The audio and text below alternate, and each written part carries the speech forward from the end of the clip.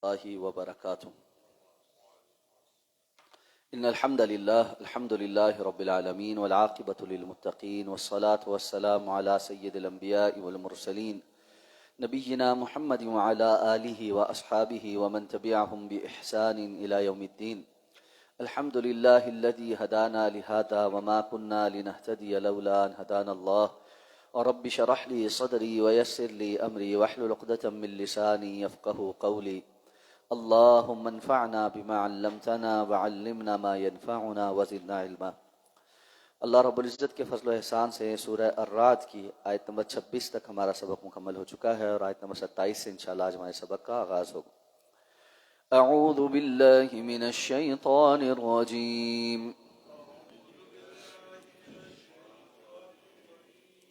بسم اللہ الرحمن الرحیم. وَيَقُولُ الَّذِينَ كَفَرُوا لَوْلَا أُنزِلَ عَلَيْهِ آيَةٌ مِّن رَّبِّهِ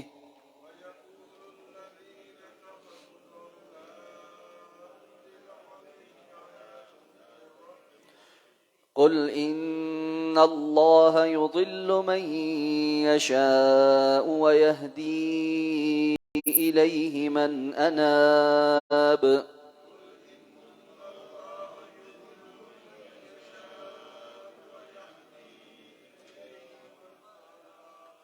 الذين آمنوا وتطمئن قلوبهم بذكر الله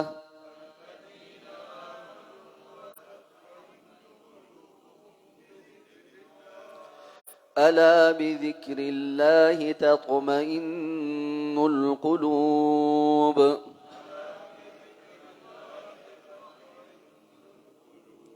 الذين آمنوا وعملوا الصالحات طوبى لهم وحسن مآب.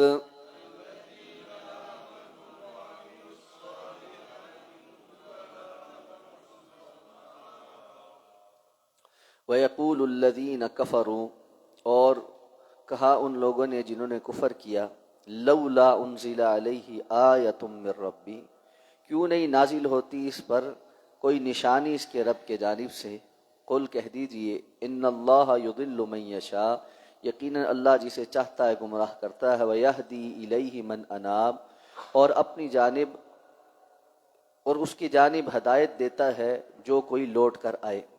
الذین آمنوا، وہ لوگ جو ایمان لائے، وتطمئن قلوبہم بذکر اللہ، اور مطمئن ہو گئے ان کے دل اللہ کے ذکر سے. الا بذکر اللہ تطمئن القلوب، آگاہ رہو اللہ کے ذکر سے ہی دلوں کو اطمینان نصیب ہوتا ہے. الذین آمنوا وعملوا الصالحات، وہ لوگ جو ایمان لائے اور عمل صالح کرتے ہیں. طوبی لہم، ان کے لیے خوشخبری ہے، خوشحالی ہے. وحسن مآب، اور بہترین پلٹنا ہے، بہترین لوٹنا ہے. اللہ تعالیٰ نے فرمایا کہ وہ لوگ جو کافر ہیں، اور اس سے مراد یہاں پر مشرکین مکہ ہیں، اولین مخاطب وہی ہیں، اور بعد میں آنے والے جو ان کے رکشے قدم پر چلیں وہ سب لوگ اس میں شامل ہیں، کہ محمد الرسول اللہ صلی اللہ علیہ وسلم پر آپ کے رب کی طرف سے کوئی نشانی کیوں نہیں اترتی. اب نشانی کیسی ہونی چاہیے؟ ان میں سے ہر ایک کی اپنی مرضی. کوئی کہتا تھا کہ کوئی فرشتہ آئے، ہم سے ہم کلام ہو، اور پھر ہمیں بتائے کہ یہ اللہ کے رسول ہیں، تو ہم مان لیں گے کہ اللہ کے رسول ہیں. کوئی کہتا تھا کہ کوئی صحیفہ اترے جس کو ہم خود اترتے دیکھیں، اس کے بعد ہم مان لیں گے. غرض جس کے جی میں جس قسم کا مطالبہ آتا وہ اس قسم کا مطالبہ کرتا تھا. اللہ رب العزت نے قرآن مجید میں سابقہ امتوں کے احوال بھی بیان کیے ہیں کہ انہوں نے بھی اپنے انبیاء سے ایسے ہی مطالبے کیے، جس میں قوم صالح نے بڑے وعدے وعید کر کے یہ بات حضرت صالح علیہ السلام کے سامنے رکھی کہ اس پہاڑ کو پھاڑ کر ایک اونٹنی نکلے اور ہمارے سامنے بچے کو جنم دے تو ہم ایمان لے آئیں گے. غرض اس طرح کے مطالبے سابقہ اقوام کے پورے بھی ہوئے، لیکن اس کا نتیجہ بھی یہی نکلا کہ بعد میں وہ لوگ اپنی کفر کی روش پہ برقرار رہے۔ اب یہ کہتے ہیں کہ اللہ تعالیٰ نے کوئی نشانی کیوں نہیں نازل کی، جبکہ اللہ تعالیٰ نے سب سے بڑی نشانی یعنی قرآن مجید جو خود معجزہ ہے یہ قیامت تک کے لیے نازل فرما کر چیلنج بھی کیا۔ اب معاملہ ان کا یہ نہیں ہے کہ ان کو بات سمجھ نہیں آ رہی، بلکہ معاملہ ان کا یہ ہے کہ یہ ضد اور تعصب پر ہے، اس لیے مختلف ہیلے بہانے کرتے ہیں تاکہ کسی طور پر اپنے کفر کو جسٹیفائی کر سکے۔ اس لیے اللہ نے فرمایا، اللہ کے رسول آپ ان کو کہیے اب بھی اگر تمہیں کسی اور نشانی کا انتظار ہے تو تم یہ جان لو کہ تم اللہ کی طرف سے گمراہ ہو چکے ہو، کہ جب کوئی قوم واضح نشانی کو دیکھنے کے بعد بھی ایمان نہیں لاتی تو اللہ تعالیٰ پھر ان کے دلوں پر مہر لگا دیتے، اور ہدایت صرف ان کو ملتی ہے جو پلٹ کر آنے والے ہیں، جو واقعتاً ہدایت کے طلبگار ہوتے ہیں۔ ایک ہے کسی انسان کو حق بات کا پتہ نہیں چل رہا، وہ غلط نظریے پر ہے لیکن اپنے اس نظریے کو درست سمجھتا ہے، اس کی اصلاح تو ممکن ہے، لیکن جس کو پتہ ہے کہ میں باطل پر ہوں لیکن میں اپنے تعصب کی وجہ سے باطل پر ہوں، باپ دادے ایسا کرتے تھے، ہمارے بڑے ایسا کرتے تھے، یا جو حق پر ہے اس کی بات میں نے مان لی تو وہ مجھ سے اوپر ہو جائے گا اور میں اس سے کمتر ہو جاؤں گا، یہ چیز ہدایت کے رستے مسدود کر دیتی ہے۔ اس لیے اللہ کی طرف پلٹنے والے، رجوع کرنے والے جو حقیقتاً اللہ رب العزت سے ہدایت کے طلبگار ہوں، ہدایت انہی کو ملتی ہے۔ یہی وجہ ہے رسول اللہ صلی اللہ علیہ وسلم نے فرمایا کہ دنیا اللہ تعالیٰ کافر کو بھی دیتا ہے اور مسلمانوں کو بھی دیتا ہے، اس لیے کہ دنیا کی اللہ کے ہاں کوئی اہمیت ہے، لیکن ہدایت یہ قیمتی ہے اور اللہ تعالیٰ صرف ان کو عطا فرماتا ہے جو اس صراط مستقیم کو اللہ سے طلب کرتے ہیں۔ یہی وجہ ہے ہم سورہ فاتحہ میں یہ آیت بار بار پڑھتے ہیں، اہدنا الصراط المستقیم، یا اللہ ہمیں صراط مستقیم دکھا، اس پر چلا۔ اور صراط مستقیم ایسی بڑی نعمت ہے جس پر نہ صرف جس کا طلب کرنا ضروری ہے بلکہ طلب کرنے کے ساتھ ساتھ یہ بات بھی ضروری ہے کہ ایک مرتبہ ملنے کے بعد اس پر ثابت قدمی کا بھی سوال کیا جائے۔ اسی لیے ربنا لا تزغ قلوبنا بعد اذ ہدیتنا، یہ دعا سکھلائی گئی ہے، اے اللہ ہمیں ہدایت ملنے کے بعد ہمارے دلوں کے اندر ٹیڑھ پن نہ پیدا ہو جائے۔ اور اللہ کے رسول نے فرمایا کہ دل اللہ کی دو انگلیوں کے درمیان ہے، جس جانب اس کو پھیر دے، اس لیے دعا مانگا کرو، یا مقلب القلوب ثبت قلبی علی دینک، یا اللہ دلوں کو پھیرنے والے میرے دل کو اپنی اطاعت اور اپنے دین کی طرف پھیر دے۔ کہ یہ ہدایت سے انسان کو پھسلانے کے لیے شیطان بڑی محنت کرتا ہے، اور وہ پوری کوشش میں رہتا ہے کہ سب سے پہلے بندہ ہدایت پر آئے ہی نہیں، اور اگر آ گیا ہے تو جلد سے جلد یہاں سے رخصت ہو جائے، ہدایت کے اوپر ثابت قدم نہ رہے۔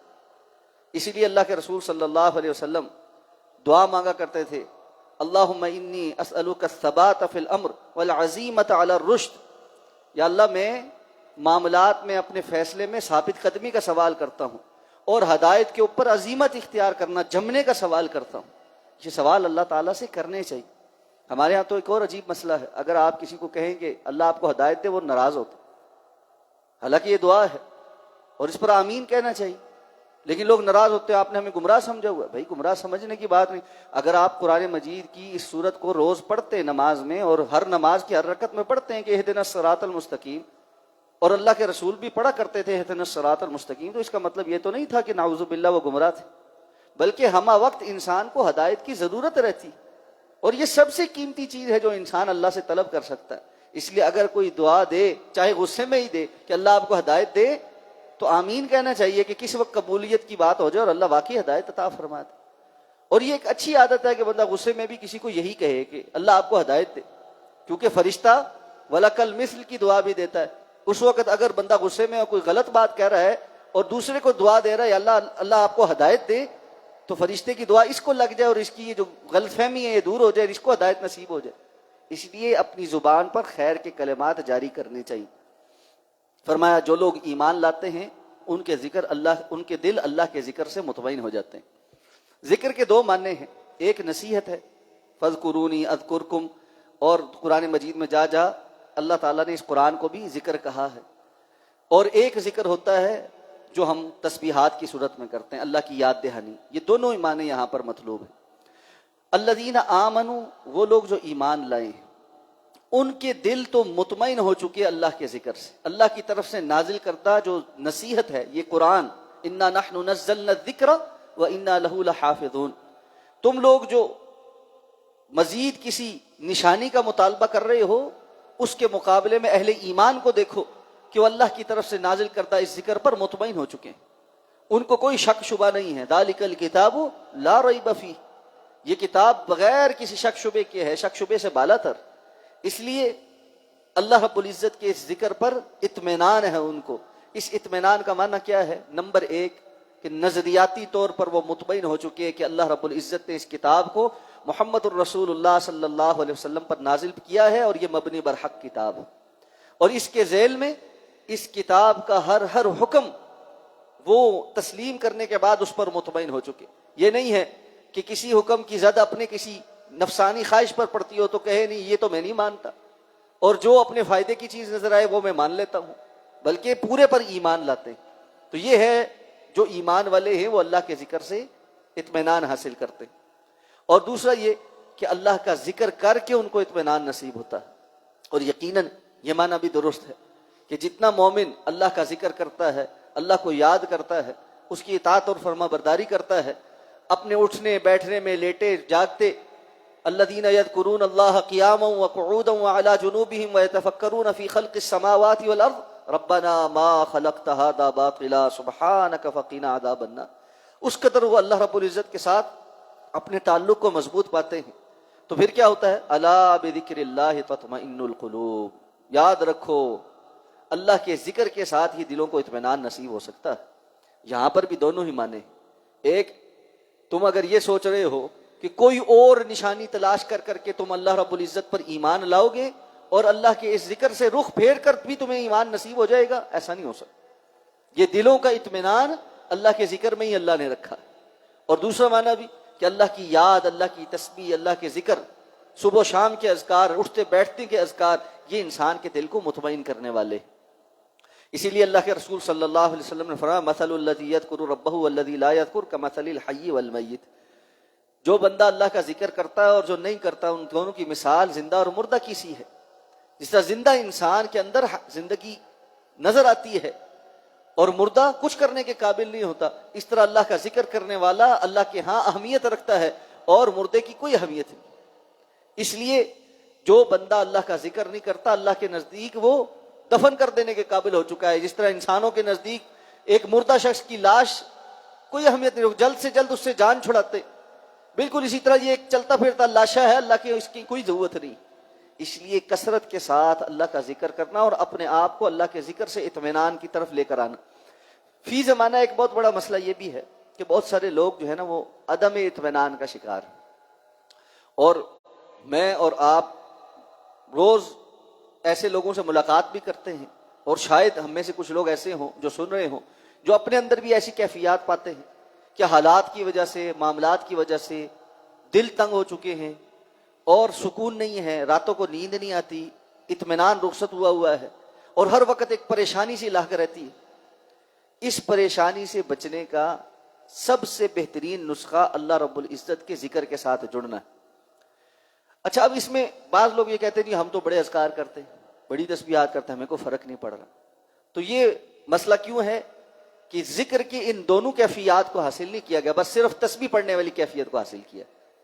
ذکر کی پہلی کیفیت کے بعد دوسری کیفیت فائدہ دیتی ہے کہ انسان مطمئن بھی ہو اللہ کے دین پر اور اللہ کے دین کے احکامات کے مطابق زندگی گزارنے پر بھی ہو.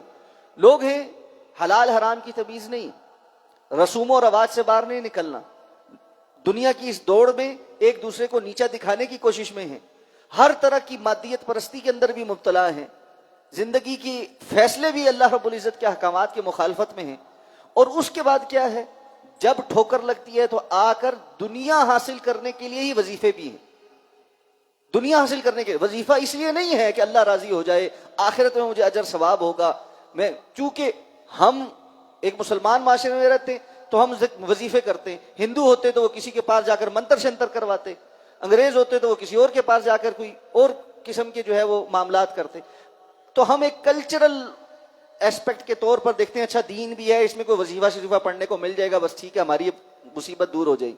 تو آئے روز صبح و شام ہمارے پاس لوگ رابطہ کر رہے ہوتے ہیں، جی واٹس ایپ پہ فلاں جگہ سے نمبر لیا جی آپ کا، کہ جی فلاں مصیبت آئی ہوئی ہے، اس پر وظیفہ بتا دیں کوئی۔ اچھا جی، پوچھنے پہ کبھی آپ سمجھائیں، نماز پڑھنے کا پوچھیں، رزق کا پوچھیں، باقی سارے معاملات کا پوچھیں، تو وہ کہتے ہیں جی بس وہ تو کر ہی لیتے ہیں، کوشش کرتے ہیں، یہ کرتے ہیں وہ کرتے ہیں۔ لیکن اگر آپ یہ کہیں کہ وظائف کا فائدہ تب ہوتا ہے جب آپ اسلام پر، دین پر عمل کریں، تو اس بات پر آنے کو تیار نہیں۔ اور اکثریت لوگوں کی ایسی ہے جو یہ کہنے کے لیے آتے ہیں کہ پیسے لے لیں اور وظیفہ بھی ہماری جگہ آپ ہی کر دیں، سچ بات۔ اور اسی کی وجہ سے 2 نمبر پیروں کا کاروبار چل رہا ہے۔ لانتے تو لوگ بہت بھیجتے ہیں کہ جی یہ فراڈیے بیٹھے ہوئے ہیں، پیر فقیر جو ہے یہ دین کے نام پر فراڈ کر رہے ہیں، مولوی دین کے نام پہ فراڈ کر رہے ہیں۔ یقیناً کر رہے ہیں، لیکن کر کیوں رہے ہیں یہ بھی تو سوچیں نا۔ اگر ان کا گاہک کوئی نہ ہو تو دکان کھول کر بیٹھیں گے؟ تو قصور تو ان کا بھی ہے نا، جو اس دکاندار کی دکان سے مال خرید رہے ہیں۔ اگر ایک دکاندار چوری کا مال بیچتا ہے، ہم کہتے ہیں یہ بڑا غلط قسم کا آدمی ہے، چوری کا مال خرید کر بیچتا ہے، ٹھیک ہے وہ بھی غلط کرتا ہے، لیکن جو آ کر اس سے چوری کا مال خریدتے ہیں انہوں نے اس کی دکانداری چمکائی ہوئی ہے نا۔ تو بھائی یہ جو دین فروش ملا ہیں اور پیر ہیں اور یہ چھف چھف والی سرکاریں ہیں اور یہ تعویذ گنڈوں والی سرکاریں ہیں، ان کا کاروبار کون چمکا رہا ہے؟ آپ لوگ جو آ کر کہتے ہیں جی پیسے لے لیں اور سارا کچھ ہماری طرف سے کر دیں۔ اچھا ہم سمجھاتے ہیں کہ بھائی اچھا آپ کا زندگی کا یہ معاملہ ہے، آپ استخارہ کریں۔ ہاں جی ٹھیک ہے، کتنی پیسے لگیں گے؟ کیا مطلب جی پیسے لگیں گے؟ وہ جو استخارہ کر دے نا آپ۔ بھائی استخارہ ایسے نہیں ہوتا، اللہ کے رسول نے بتایا ہے 2 رکعت پڑھ کر اس کے بعد استخارے کی دعا پڑھنی ہوتی ہے اور اللہ سے دعا مانگنی ہوتی۔ اچھا وہ فلاں صاحب تو کر دیتے ہیں، تو کر دیتے ہیں تو کیا ہو سکتا ہے؟ سب لوگ آپ جیسے لوگوں کی وجہ سے ان کی دکانداری چل رہی ہے۔